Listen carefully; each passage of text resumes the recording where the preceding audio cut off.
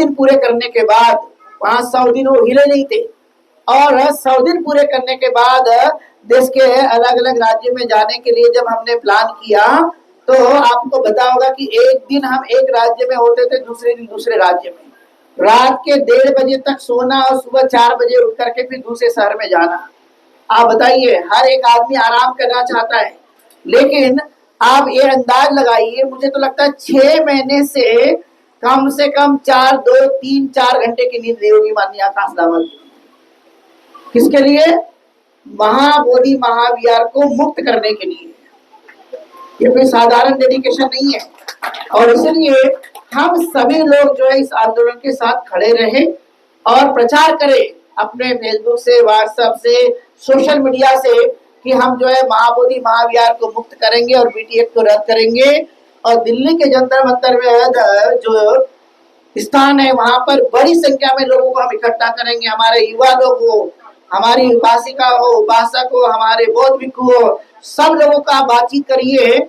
और एक दिन बाद ही, कल 24 तारीख होगी और 25 तारीख को धरना दिया जाएगा, तो आप लोग अपना समय 3-4 घंटे सोशल मीडिया में देकर के, फोन पर देकर के ज्यादा से ज्यादा लोगों को बताइए कि हमें महाबोधि महाविहार को मुक्त करने के लिए धरने पर पहुंचना है, क्योंकि अभी का समय बहुत अच्छा समय है। हमें अपनी श्रद्धा दिखानी है, हमारी आस्था दिखानी है। अभी आस्था दिखाने का समय आ गया है, क्योंकि आपने देखा आस्था जहां दिखती है वहां सरकार भी झुक जाती है, जहां आस्था दिखती है वहां प्रशासन भी झुक जाता है, लेकिन हमारी आस्था नहीं दिखेगी तो शासन प्रशासन झुकेगा क्या? इसलिए ये ताकत दिखाने के लिए आप एक दिन का टाइम, 25 और 26 तारीख का, ये 2 दिन का टाइम आप निकाल करके कम से कम जंतर मंतर पे हमें वहां पर पहुंचना है, और पहुंचकर अपनी ताकत दिखानी है, और ये दिखा देना है सरकार को भी कि हम बहुत जागृत हैं और इस बार हम लड़ करके जीतेंगे। ये हमें आप लोगों को बताने के लिए आए हैं, क्योंकि कई बार क्या होता है, कई विरासत के मालिक कोई और बन जाते हैं, जबकि ये आंदोलन शुरू ही किया गया था 3 साल पहले से, और मैं तो ये कहता हूँ कि ये आंदोलन मर चुका था। सुरेश ससे जी के, बंदे जी के बाद देखा जाए तो लोगों को पता भी नहीं था, लेकिन आज की डेट में आपने देखा होगा हर घर में बुद्धिस्ट लोगों के और बाकी के बहुजन समाज में जितने भी लोग आते हैं, सबको ये बात पता है कि कम से कम ये महाविहार का आंदोलन अब तेजी से लोगों के बीच में जा रहा है। और अभी तो वर्षावास का समय है, आपने देखा होगा वर्षावास में उपासक उपासिकाओं को अपनी श्रद्धा दिखानी होती है, किस रूप में? दान दे करके, सील का आचरण करके, और भावना, जिसे हम मेडिटेशन कहते हैं, उसका अभ्यास करके, मतलब दान, सील और भावना का अभ्यास करके हमें 3 तरह की प्रैक्टिस वर्षावास में करना होता है।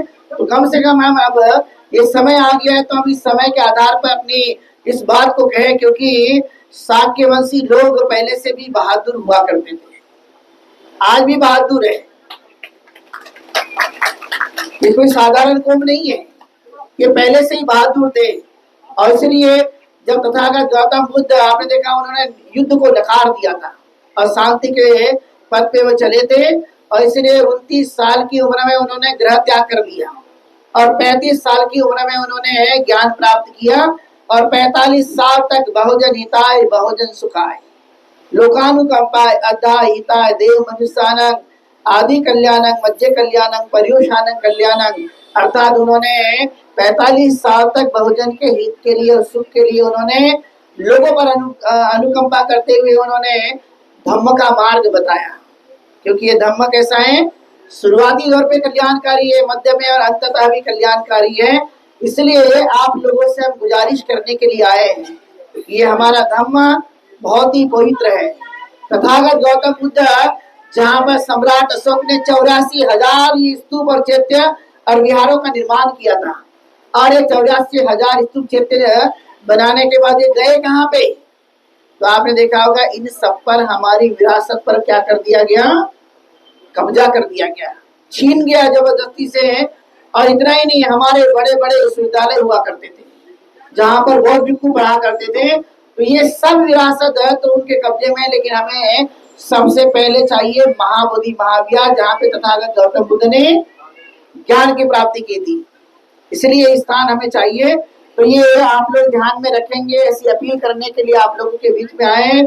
इधर से हम चाहते हैं कि बड़ी संख्या में जंतर मंतर पे लोग आएंगे, ऐसी हम उम्मीद भी करते हैं।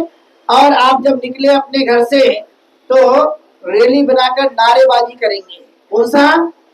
बेटी एक रद्द करो और महाबोधि महाविहार मुक्त करो। ये जब आप निकलेंगे गली गली से तो सरकार के और प्रशासन के ध्यान में आएगा कि नहीं, ये बहुत लोग जगह जगह से निकल रहे हैं और इनकी मांग है कि बेटी एक को रद्द करने के लिए लगातार ये संघर्षरत हैं। तो ये जगह जगह से आप ऐसी टोलियां निकाल कर, बल्कि हम चाहेंगे कि अखिल भारतीय महासभा का अपना बैनर बना के लाइए।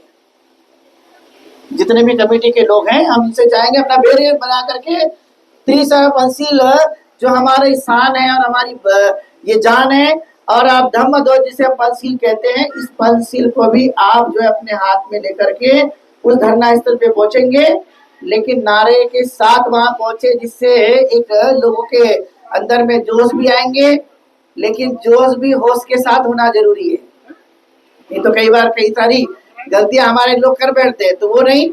कानूनी दायरे में संविधान का पालन करते हुए, क्योंकि संविधान बाबा साहब अम्बेडकर ने बनाया और कहा कि आपको संविधान के दायरे में रहते हुए काम करना जरूरी है।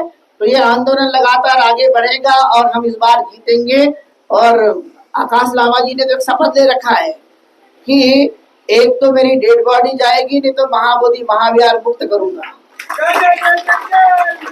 ये कोई साधारण संकल्प नहीं है, ये बहुत बड़ा संकल्प है। जानिए आप उस व्यक्ति के अंदर में कितना महाबोधि महाविहार के प्रति वो भावना है, क्योंकि उन्होंने कई बार बयान दिया कि मैं वहां बहुत बार जाता था, बड़ा मन दुखता था मेरा वहां पर जाने के बाद। क्यों दुखता था? क्योंकि हमारे तथागत गौतम बुद्ध को वहां पे कब्जे में कर रखा हुआ है, हमें अच्छे से पूजा करने नहीं दिया जाता और कई सारी बातें वहां पर करते रहते हैं। तो इसलिए